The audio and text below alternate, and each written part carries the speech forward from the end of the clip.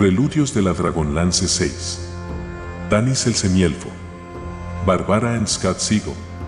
Audiolibro editado por Juan Pablo Flores Montaño. Para El Amo del Calabozo. 2025.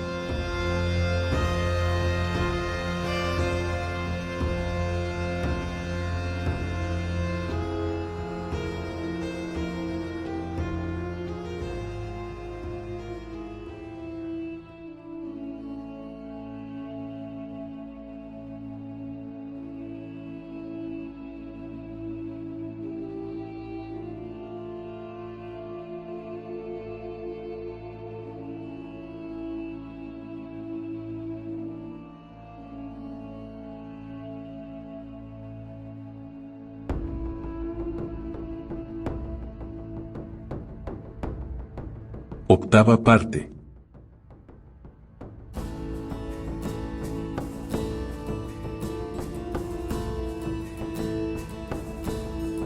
(28) La ayuda de un amigo. Tanis estaba harto de huir del mago.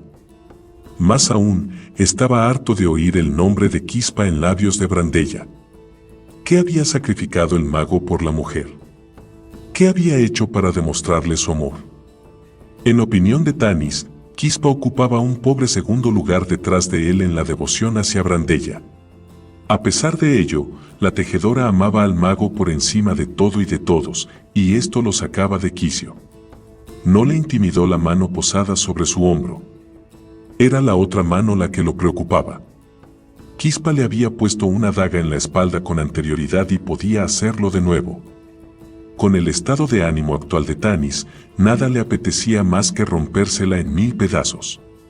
El semielfo agarró la mano posada en su hombro y tiró hacia adelante con el impulso de todo su cuerpo y el mago salió volando sobre su cabeza. Y también sobre la del sorprendido Flint. Quispa cayó de espaldas encima de una de las mesas, que se hizo añicos con el peso de su cuerpo. Y pensar que sugerí que tú sacaras a Flint de líos, protestó, tú, mientras calculaba a gran velocidad el costo de la mesa rota para incluirlo en la cuenta del semielfo. Es muy bueno, opinó el enano con actitud aprobatoria, en tanto que Tanis se incorporaba y se dirigía hacia el mago. Flint sostuvo en sus manos la jarra de cerveza con un gesto protector. ¿Sí, más podrá pagar los desperfectos?, inquirió el tabernero. La habitual expresión tristona de sus ojos se tornó aún más lastimosa. Era obvio que estaba acostumbrado a incluir en la cuenta del enano los destrozos causados en una reyerta. Pagaré lo que rompa, ofreció Flint. No había visto una pelea tan buena desde esta mañana, dijo, tú. Me ayuda a hacer la digestión, explicó el enano. ¿Has visto ese golpe en el estómago? Este chico sabe cómo atizar un puñetazo. No subestimes al otro, le advirtió el tabernero. Parece capaz de aguantar sin problemas cualquier vapuleo. Tanis luchaba con una cólera fría, sus puños se descargaban sobre Quispa con precisión en el estómago y en la cara. El mago se tambaleaba a cada golpe pero no caía ni sangraba y, cosa curiosa, tampoco contestaba a los golpes de su oponente. Respirando de manera entrecortada, Tanis levantó al mago, lo alzó sobre su cabeza y lo arrojó contra la pared. El mago chocó contra el muro con un golpe seco y después cayó al suelo hecho un ovillo. Por lo menos no ha roto nada, dijo el tabernero. Tanta actividad me ha dado sed, protestó Flint, que no había perdido detalle de la paliza propinada por Tanis al mago. Se echó un buen trago de cerveza. El semielfo se acercó a la pared para levantar a Quispa. Antes de que llegara junto hechicero, este se incorporó por sí mismo con una actitud serena. Tanis, cauteloso, hizo un alto. Sabia decisión, rezongó el mago. La magia me protege de tus ataques. ¿Pero qué te protegerá a ti de los míos? ¿Magia?, protestó en voz alta Flint, en tanto se levantaba de un salto y tiraba la mesa patas arriba. No es justo. Nadie dijo una palabra sobre magia. Tanis avanzó hacia la izquierda y se acercó a una silla caída, mientras Quispa daba una zancada en su dirección. Cuando el mago estuvo justo frente a él, Tanis cogió la silla volcada por una de las patas y la estrelló sobre la cabeza del hechicero. El mueble se rompió en pedazos, pero Quispa siguió en pie y esbozó una malévola sonrisa. El tabernero garabateó algo más en la cuenta y sumó algo a la cifra total. Flint le entregó la jarra medio llena, que el hombre cogió sin pronunciar una palabra. El enano observó cómo Quispa y Tanis se encaraban una vez más. ¿Dónde está Brandella?, demandó el hechicero. No lo sé. Se te ha escapado. Tanis sentía una curiosa satisfacción. No vio al mago mover las manos. Ninguno de los presentes lo advirtió.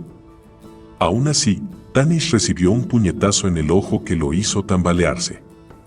A continuación, un puño invisible lo golpeó en el pómulo.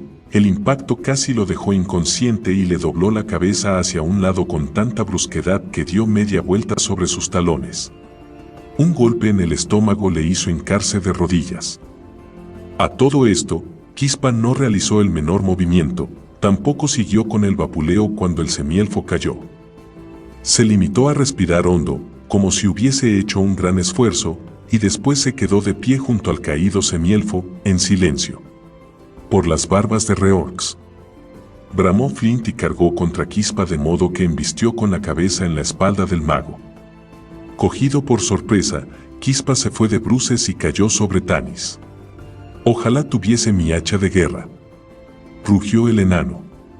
No obstante, el hecho de no disponer de su arma preferida no significaba que careciese de recursos. Mientras Tanis se sentaba en el suelo, Flint hincó una rodilla en los riñones de Quispa, quien exhaló un gemido. Así aprenderás a no atacar a la gente con tu magia, declaró el enano. Acto seguido, lanzó un puñetazo dirigido a la sien del hechicero, pero falló y, en lugar de acertar a Quispa, alcanzó a Tanis en el pecho. Oh, lo siento, se disculpó, en tanto que el semielfo se desplomaba de espaldas. Mientras, Quispa articuló algunas palabras en voz baja, palabras que ni Tanis ni Flint habían escuchado antes. Sin previo aviso, el enano, que estaba encaramado sobre la espalda del mago, se elevó en el aire como si fuera una marioneta colgada de los hilos y se quedó flotando cerca del techo. Tú, bájame de aquí, instó Flint. El tabernero se encogió de hombros. No sé cómo, le decía a él. Bramó, exasperado, el enano, en medio de un remolino de piernas y brazos. Luego señaló al mago. Bájame y juega limpio. ¿Acaso consideras, juego limpio, 2 contra 1? Preguntó con voz reposada Quispa, cuyos ojos azules tenían un brillo indulgente. El muchacho había caído ya. Era 1 contra 1 cuando te golpeé, replicó Flint, a la vez que lanzaba sin éxito una patada a la cabeza del hechicero. Tanis hizo un nuevo intento de ponerse de pie. El mago le aferró por la pechera de la túnica con una mano, al parecer con el propósito de sujetarlo para propinarle un puñetazo con la otra. Quispa, gritó una voz desde la puerta. No. El mago se giró para mirar. Sus ojos centellaron de alegría y una amplia sonrisa iluminó su rostro. Soltó a Tanis y corrió hacia Brandella.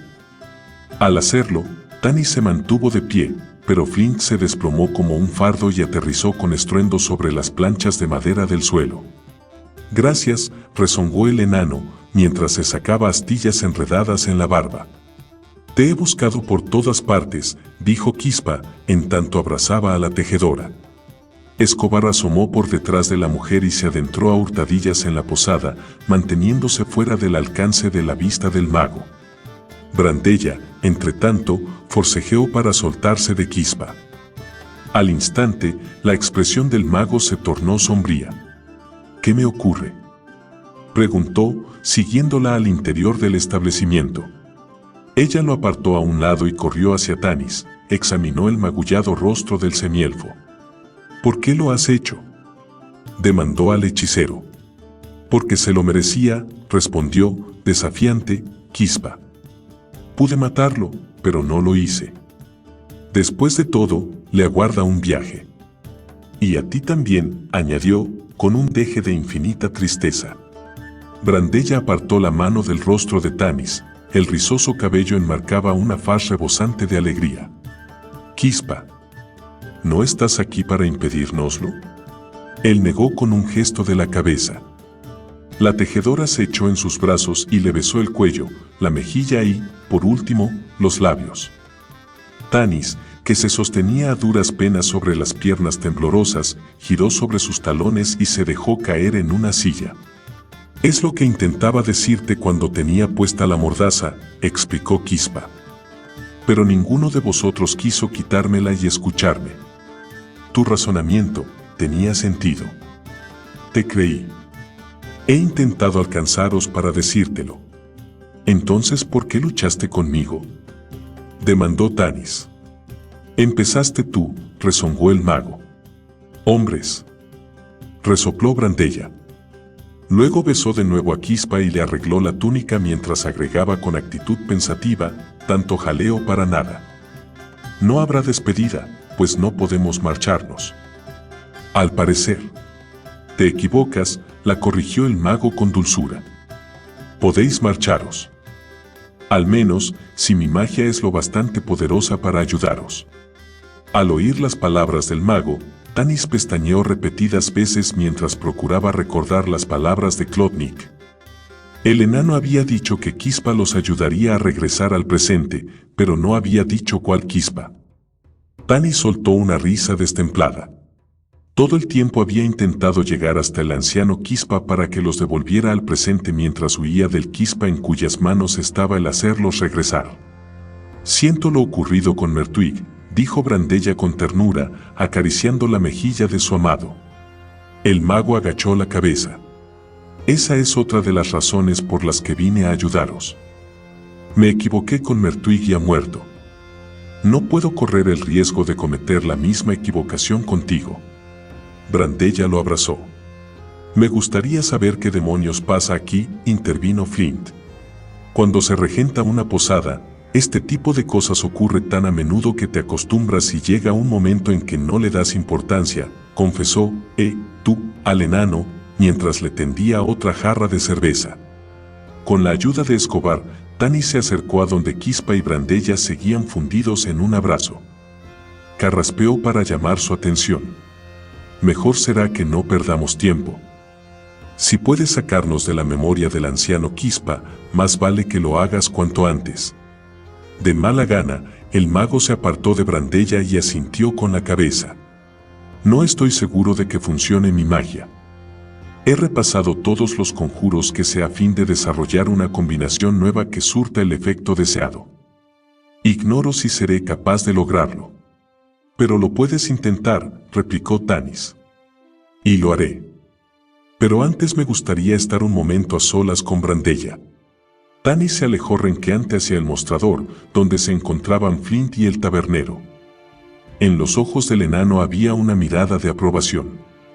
Lo hiciste muy bien, dijo, cuando llegó a su lado el semielfo. Luego se acercó con actitud cómplice y añadió con un susurro, pero déjame que te dé un consejo, jamás te enfrentes a un hechicero. El aliento le apestaba a mala cerveza y Tanis torció el gesto. Después miró cara a cara al enano, cuyos ojos estaban inyectados en sangre. Entonces, ¿por qué saliste en mi defensa? Flint se encogió de hombros. Creí que te vendría bien una ayudita. De todos modos, ¿quién demonios eres? Se llama Tanis. Pero carece de sentido del humor, informó Escobar, que se había sumado al trío. ¿Y quién eres tú?, preguntó el enano. Escobar Alfeñique, un cómico excelente, se presentó el hombrecillo. Entonces, cuéntame algo divertido. Escobar se sentó junto a Flint y empezó a relatarle una historia en voz baja. Entretanto, el semielfo se acercó a Quispa y Brandella. El mago lo vio venir y, con gran pesadumbre, condujo a la mujer hacia la puerta de la posada de El Último Hogar. Tanis llegó a su lado y la tomó de la mano.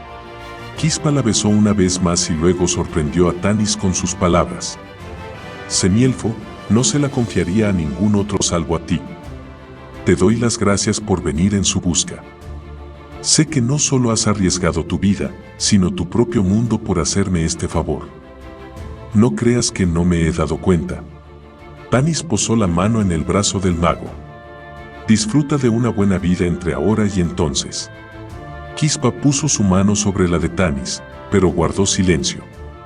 Después, retrocedió un paso, dirigió una última mirada rebosante de amor a Brandella y cerró los ojos. Sus labios empezaron a moverse.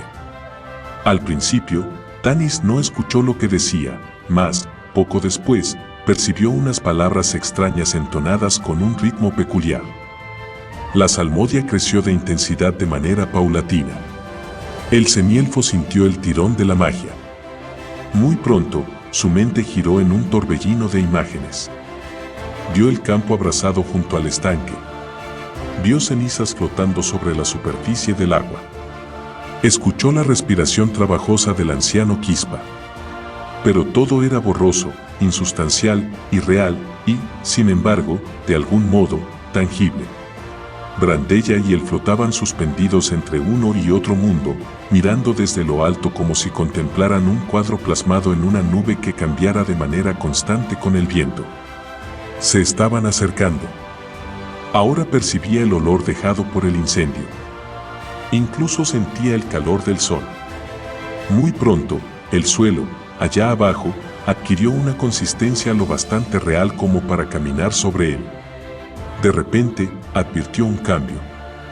Algo que había sentido durante todo el tiempo se había disipado. Entonces cayó en la cuenta. La trabajosa respiración había cesado. El suelo bajo sus pies se desvaneció. El calvero desapareció. Las imágenes, los olores, todo, se borraron. Todo, salvo una tiniebla impenetrable y el sonido familiar del latido de un corazón. Mas, en esta ocasión, el pálpito era muy lento, muy irregular. Tanis agarraba aún la mano de Brandella, pero no la veía en aquella oscuridad. Quispa, muy anciano y quebrantado por el fuego, perdía su última batalla. Aunque no se escuchaban el uno al otro, tanto Tanis como Brandella llamaron al mago, animándolo, suplicándole que combatiera la muerte un poco más, que viviera, que los trajera de vuelta. Sus gritos llegaron a unos oídos que ya no podían escucharlos. Quispa había muerto. El palpitante corazón se detuvo.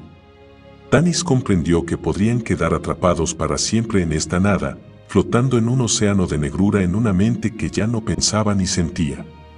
La oscuridad se manifestaba vacía, desolada y, al parecer, interminable, hasta que, de pronto, divisaron un punto de luz lejano. Era minúsculo, pero muy brillante. Y se iba acercando. ¿Era un sol? ¿Una luna? ¿Un fuego que los consumiría? Tanis solo sabía que se dirigían directamente hacia él. 29. Vida después de la muerte. La luz brillante no era una estrella, ni una luna, ni un fuego. Era una abertura al final de un pasillo casi infinito, semejante al resplandor que se ve desde dentro de un túnel al mirar la boca de una mina. Cuando por último Tanis y Brandella salieron a tumbos de la oscuridad, se encontraron sobre un lecho de flores de colores vividos. Sobre sus cabezas se encumbraban árboles con hojas de tonos púrpuras. Cegados por la luz, ninguno de los dos vio otra cosa que una rápida sucesión de colores brillantes durante los primeros minutos. ¿Te encuentras bien? ¿Estás herida?, preguntó Tanis, mientras avanzaba a tientas por el lecho de flores. La voz de Brandella le llegó temblorosa a través de los borrones rojos, naranjas, púrpuras y magentas. No me he roto nada. ¿Y tú? Antes de responder, el semielfo hizo un nuevo intento de enfocar lo que al parecer era un crisantemo, aunque jamás había visto una de estas flores con aquel tono ambarino. Bien. Me encuentro bien. O eso creo. Me pregunto dónde estamos, dijo Brandella, en tanto se frotaba los párpados. Estáis en mi jardín. Y lo estáis estropeando. Bramó una encolerizada voz masculina. Tanis gateó en dirección a la voz. Al hacerlo, aplastó con la rodilla un manchón de color rosa. No te muevas. Chilló la voz con un timbre aún más estridente. solo lo estropearás más. Espera hasta que se te haya ajustado la visión. La pareja siguió las instrucciones. Además de ser tu jardín, ¿qué es este lugar?, inquirió el semielfo, mientras él y Brandella se sentaban. Hubo una pausa. ¿No lo sabéis? Tanis negó con un movimiento de cabeza.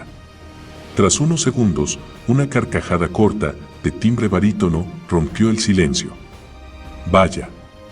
Este lugar es la muerte. Todos los que llegan aquí lo saben. ¿Jardines con flores en el más allá?, se preguntó para sus adentros Tanis. Poco a poco, un tulipán negro cobró nitidez ante sus ojos, mas, al punto, la imagen se volvió borrosa de nuevo. Imposible. No hemos muerto. Al menos, es mi opinión. ¿Hemos muerto, Tanis?, preguntó Brandella. El semielfo estudió el tulipán. Cuando la imagen se tornó nítida una vez más, comprobó que era negro y lavanda. Sacudió la cabeza con la esperanza de librarse del aturdimiento. Una nube de fragmentos desenfocados y multicolores pasó ante sus pupilas. No tengo la más remota idea. Aunque, a fuer de ser sincero, espero que no. Lentamente, los ojos de ambos cesaron de llorar y al fin pudieron contemplar el entorno. Vieron las flores y los árboles. También vieron al hombre que a su vez los observaba de hito en hito. Era un humano de mediana edad, alto, con barba poblada, un largo y espeso bigote y brazos robustos. Sin duda, en su juventud había sido un hombre bien proporcionado, de constitución fornida. Vestía con sencillez, unos amplios pantalones blancos y una camisa del mismo color, de un tejido vaporoso. Docenas de pétalos se enredaban en la rizosa melena de Brandella. La mujer miró a Tanis y rió divertida. El semielfo imaginó que su cabello rojizo lucía el mismo tipo de aderezo. ¿Veis ya?, preguntó el hombre. Si es así, os ruego que abandonéis mi jardín. En medio de risitas contenidas, la pareja salió de los macizos de flores. El hombre aventajaba en media cabeza a Tanis. Brandella hizo un intento de apaciguar al enojado humano. Jamás había visto flores como estas. Son maravillosas. La joven se arrodilló para oler un capullo amarillo y verde, salpicado con motas rosas y rojas. El hombre, en apariencia más sosegado, le dedicó una sonrisa indulgente. Proceden de la era de los sueños, explicó. En la actualidad, no crecen en KRYNN. Al igual que ocurre con los árboles. Brandella olisqueó la flor y en su rostro se plasmó una expresión de sorpresa. No tiene perfume, dijo, perpleja, en tanto giraba sobre sus talones. Sí, es una pena, admitió su guía. Son hermosas, pero están muertas, como todo cuanto está aquí. Salvo nosotros, lo corrigió la joven, con un deje de esperanza.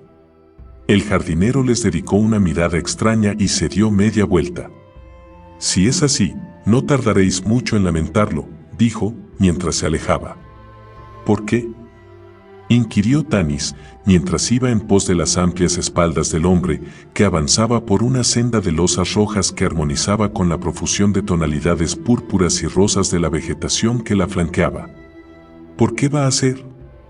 Moriréis de inanición, dijo el jardinero, mirando por encima del hombro. Aquí no hay nada comestible, nada. Todo está muerto, animales, frutas, incluso los árboles. Todo muerto. Al igual que vosotros lo estaréis si no salís de aquí cuanto antes. Corrieron en pos del humano hasta que llegaron al pie de una pequeña colina cubierta casi en su totalidad por una alfombra blanca de árboles, flores y arbustos.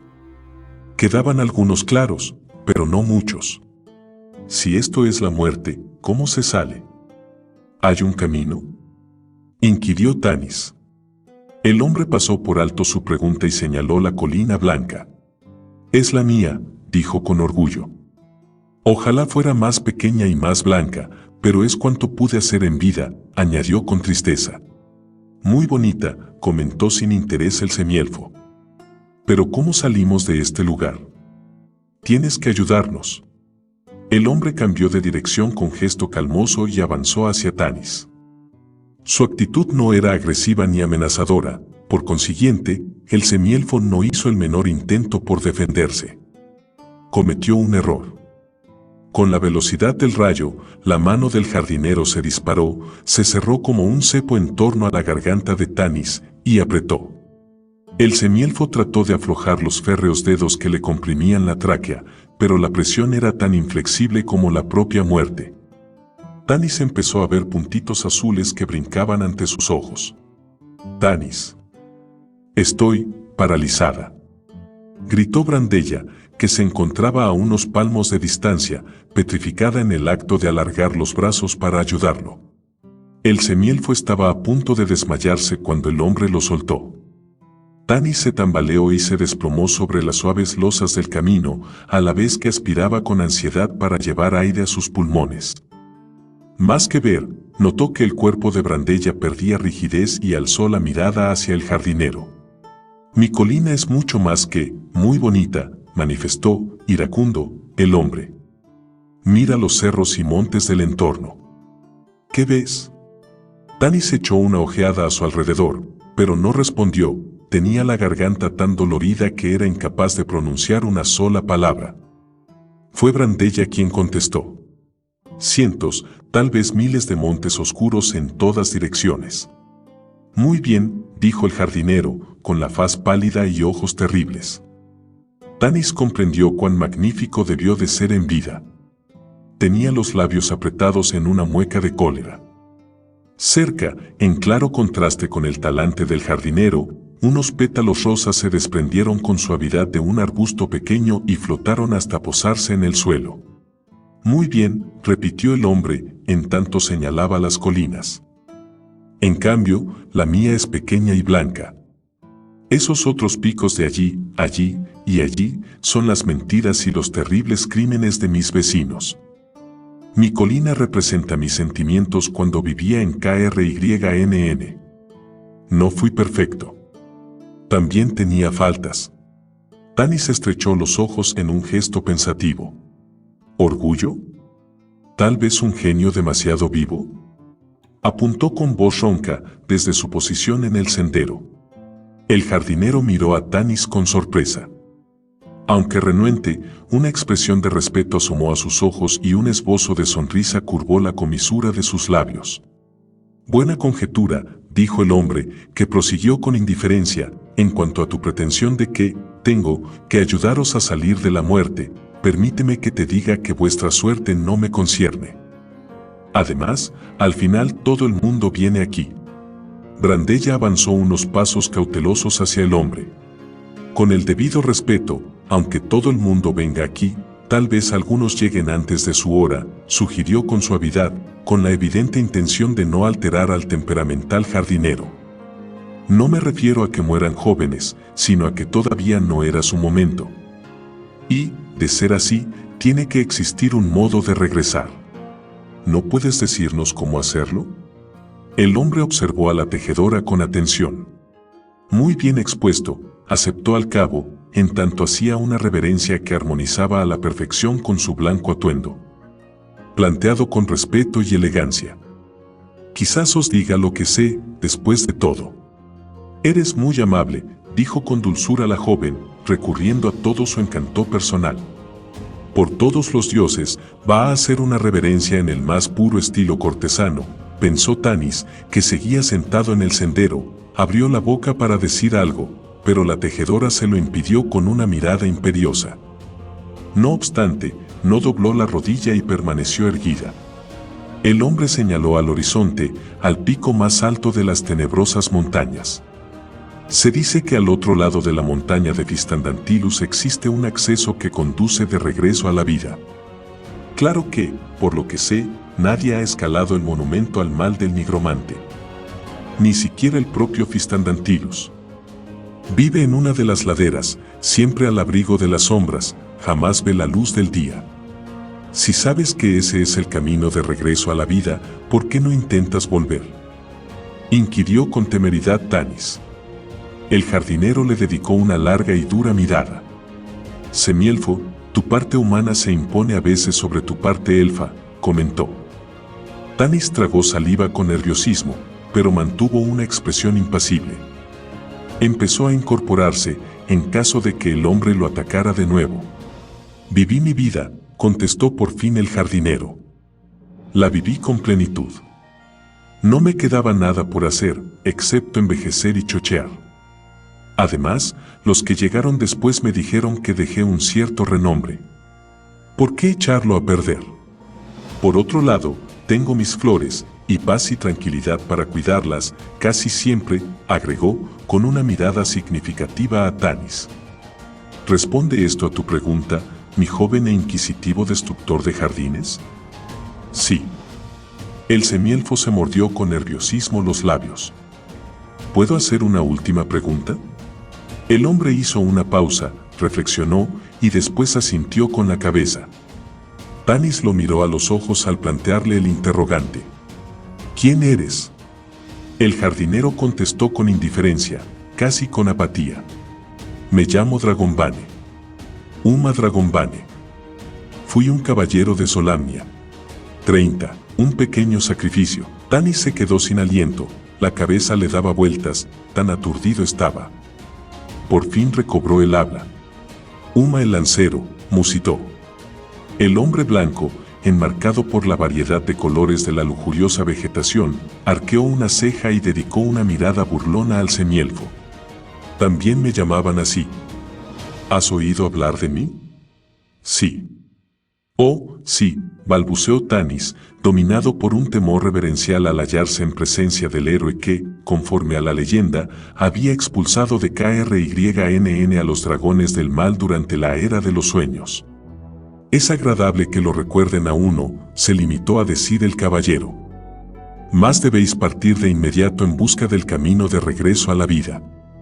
Si fracasáis, volved y regalaos la vista con mis flores. Poseo el mejor jardín del más allá. Clavó la mirada en Tanis y después ladeó la cabeza en tanto reía.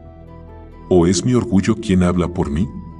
Caminaron durante horas y horas. Sin embargo, el sol no cambió su posición en el cenit, ni las nubes surcaron el cielo, ni los muertos que poblaban este mundo hicieron acto de presencia. Por último, toparon con una anciana consumida y macilenta de cabellos grises y ásperos a la que acompañaba un niño rubio con aspecto de querubín. Los dos intentaban arreglar la rueda de una carreta. El vehículo estaba inclinado en un ángulo precario, en la encrucijada de caminos situada en lo alto de una colina bajo la cual corría un arroyo caudaloso. ¿Podríais ayudarnos a mi nieto y a mí?, suplicó la anciana, con voz cascada. La abuela, ataviada con un harapiento vestido azul oscuro, se recostaba agotada contra la carreta. Tanis estaba seguro de que aquel estilo de la indumentaria no se utilizaba hacía siglos. El niño, que llevaba una camisa ajustada y polainas de un tono marrón rojizo, ambas prendas tan pasadas de moda como las de la anciana, se mantenía en silencio, con actitud sumisa. Haremos cuanto podamos, ofreció el semielfo con amabilidad. La rueda no parece estar en muy malas condiciones.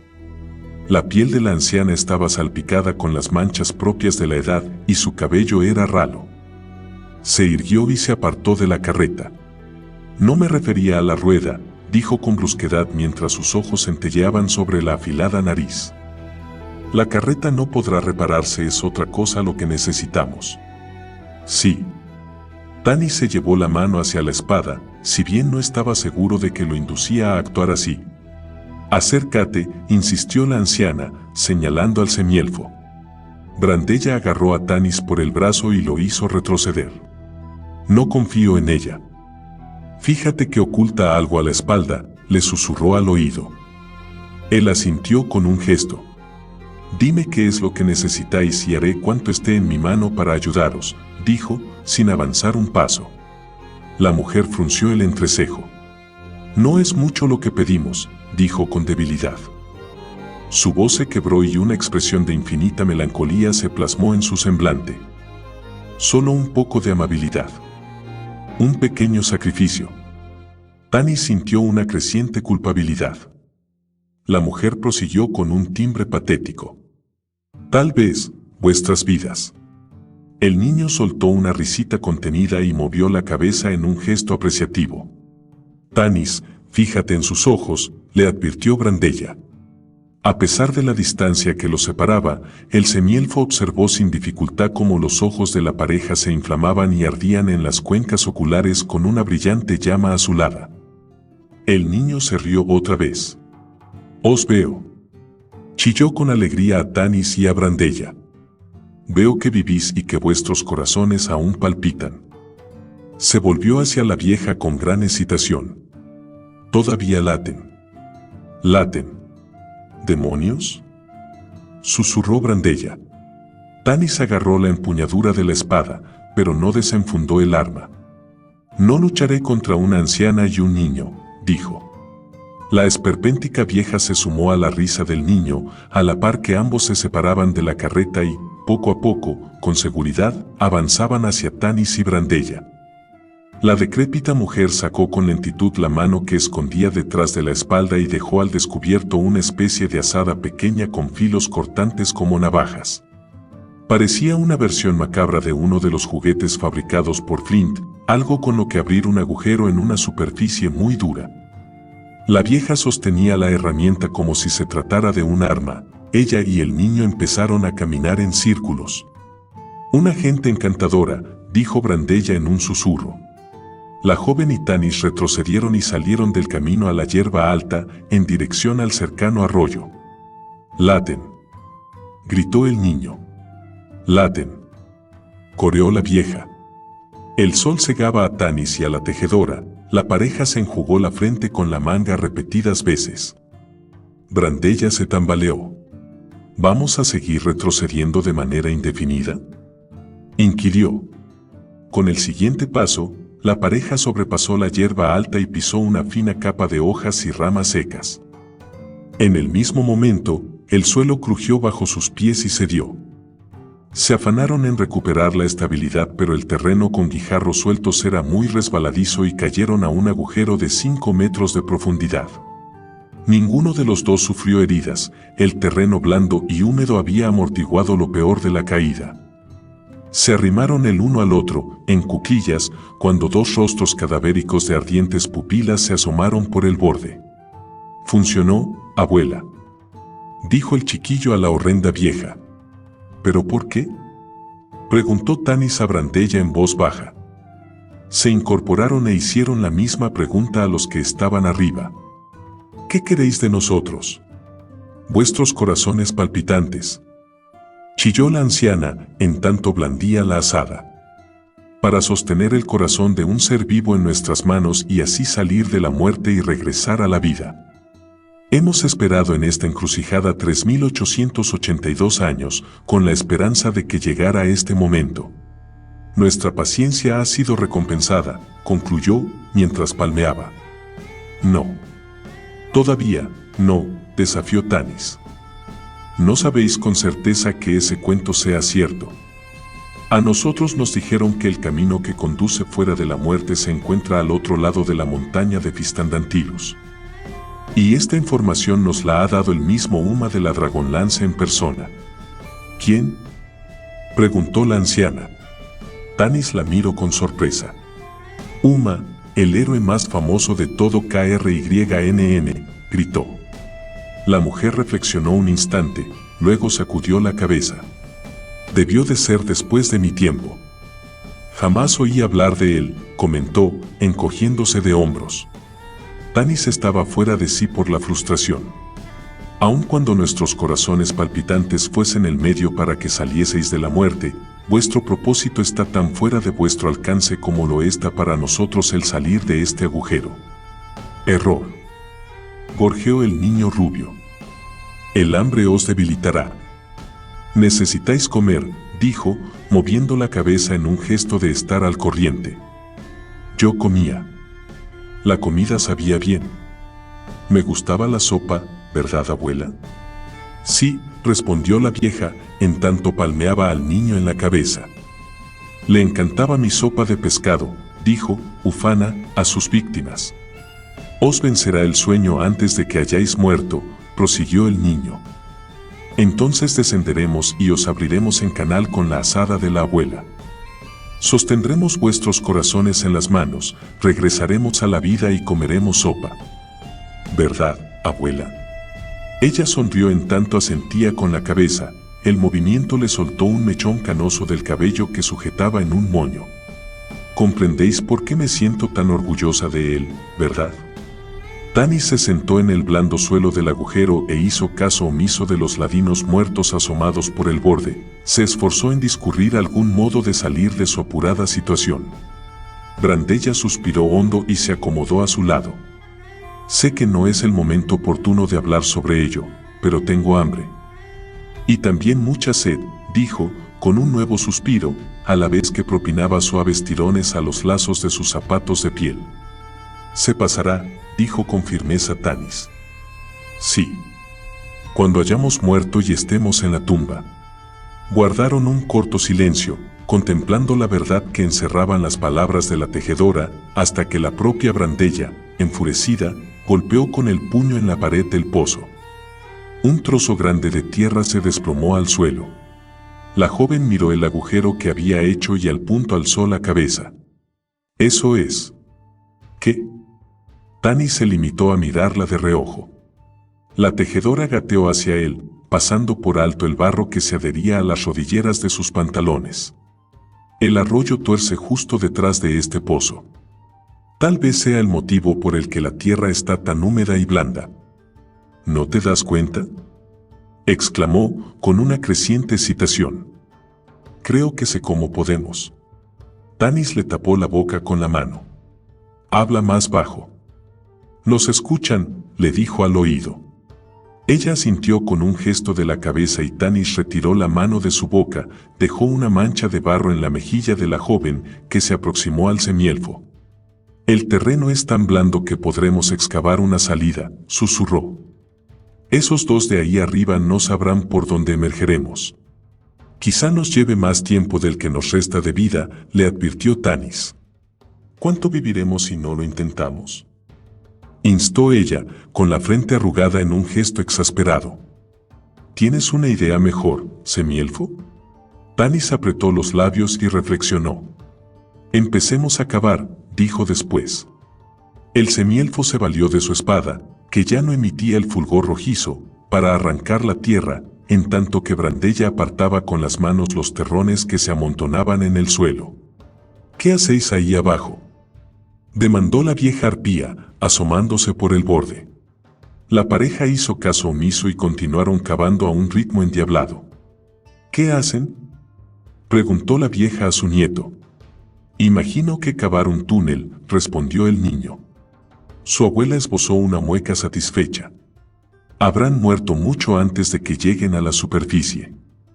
Estúpidas criaturas, dijo. Tanis y Brandella transpiraban copiosamente por el arduo trabajo. Arrancaban y arañaban la tierra, que saltaba en terrones entre sus piernas, como si fueran dos perros que escarban para encontrar un hueso enterrado. Cuanto más se esforzaban, tanto más sudaban y más reseca sentían sus gargantas. ¿A qué distancia estamos del pozo?, preguntó Brandella entre jadeos, tras horas de duro trabajo. La mancha que los dedos de Tanis dejaran en su mejilla había desaparecido bajo la fina película de sudor y polvo que ahora cubría su rostro. Calculo que a unos 2 metros. Las paredes húmedas del túnel hicieron que la voz de Tanis sonara con un tono inanimado. La tejedora se estremeció e hizo una pausa. Sus dedos, súbitamente flácidos, dejaron caer un puñado de tierra. No lo lograremos, ¿verdad?, preguntó. No lo sé. Pero sigue cavando, ordenó el semielfo. Al semielfo le dolían los músculos a causa del laborioso trabajo realizado en condiciones tan precarias. Por su parte, Brandella se había roto las uñas y le sangraban los dedos. El polvo cubría sus ropas, por dentro y por fuera, y les entraba en los ojos, en los oídos, en la boca. No sé si aguantaré mucho más, dijo con debilidad la joven. ¿Tienes una idea mejor?, se burló con ternura Tanis, repitiendo su comentario anterior. El semielfo no estaba seguro de si el sonido que escuchó era una risa ahogada o un sollozo, pero continuó excavando. 31. Derrumbe. Resuma agua de las paredes. Oigo claramente cómo gotea. Gritó Brandella, asustada. Desde el interior del túnel no sabían en qué dirección estaban cavando, era obvio que se habían dirigido hacia el arroyo. Un charco de barro se formó con rapidez en el suelo del túnel y, a no tardar, el hilillo de agua se tornaba en un chorro fino pero constante. Poco después, todo el suelo del túnel, excavado con una suave inclinación, se convirtió en un barrizal que incrementaba la dificultad para trabajar. Mientras excavaban, resbalaban una y otra vez. Tanis estaba delante, tendido, con los brazos extendidos hacia el punto por donde se filtraba el agua. Brandella se encontraba detrás de él, arrastrando la tierra que el semielfo amontonaba. La tarea de la tejedora era apartar los montones a la parte posterior del cada vez más largo túnel. Hacía rato que había perdido los zapatos y lo que ocurrió en ese momento la cogió por sorpresa. Algo le rozó el tobillo y el pie. Lanzó un grito, a la vez que sacudía la pierna. Tanis miró hacia atrás con sobresalto. ¿Qué ocurre? La joven apenas distinguía su rostro, embarrado en medio de la penumbra. No lo sé, respondió, temerosa de que el niño rubio hubiese descendido al pozo. En la posición en que se encontraban, sin apenas poderse mover, incluso a un niño le resultaría fácil sorprenderlos por detrás. El cosquilleo continuaba a pesar de sus violentas patadas. Después cesó. Volvió a empezar. Cesó otra vez. Tanis, deseoso de ayudarla, se giró sobre el costado en un desesperado intento de retroceder a rastras y llegar junto a la joven. Más la sensación de cosquilleo se debía a la tierra que se desprendía del techo y caía en sus piernas. La tejedora supo lo que era cuando la totalidad del túnel empezó a desplomarse sobre sus pies. Derrumbe. Chilló. Tanis no había avanzado mucho cuando la oyó gritar. Tendió las manos y, mientras la agarraba por los hombros, la arrastró fuera de peligro, al menos, de momento. Cuando por fin el desprendimiento cesó y el polvo que casi los asfixiaba empezó a posarse, Brandella apoyó la cabeza en el pecho de Tanis. «Estamos atrapados», dijo con desaliento. «No podemos salir, ni podemos regresar al pozo. Cuando el nivel del agua suba, nos ahogaremos». Tanis pensaba lo mismo, no cavaría más en esta vida. Su único consuelo era que aquellos dos demonios que aguardaban en lo alto del pozo no los atraparían vivos. En silencio, el semielfo acarició el cabello apelmazado de Brandella. Echó la cabeza hacia atrás y se recostó en el muro por donde el agua se filtraba y pensó, no en la muerte inminente, sino en los vivos. En Kitiara. Y en Laurana, la princesa elfa junto a la que había crecido, que le había abrumado con sus ilusiones infantiles durante años y le había regalado el anillo de oro de hojas de hiedra entrelazadas que aún hoy llevaba puesto. En sus compañeros. «Siento que no hayas conocido a Flint», dijo por último, mientras cerraba los ojos. Prosiguió acariciando el cabello de la mujer. Ella se movió para poder mirarlo. «¿Quién es Flint?»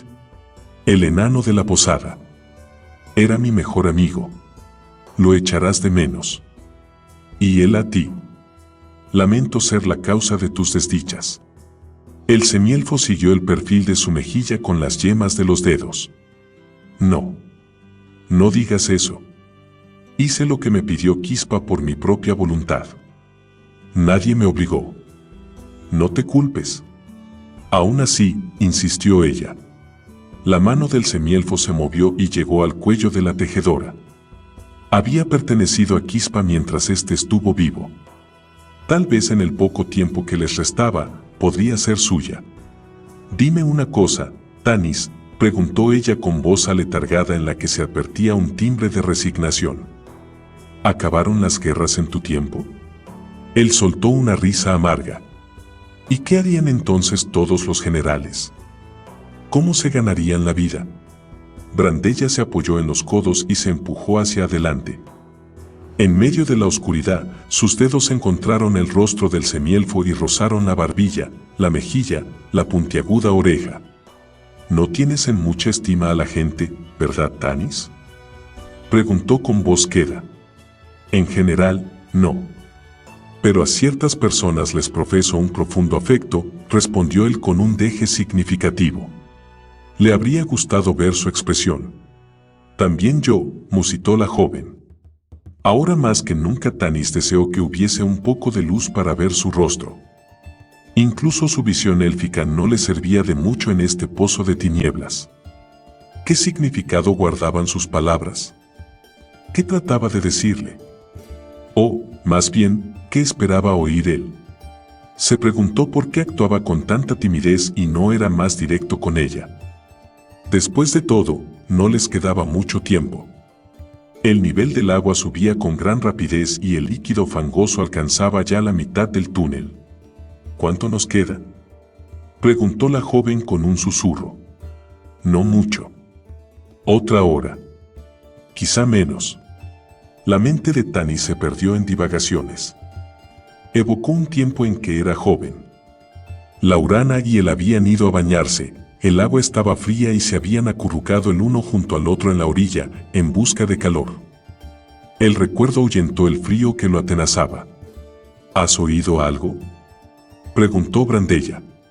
Sacado a la fuerza de su ensueño, Tanis solo fue capaz de captar el ruido del fluir del agua.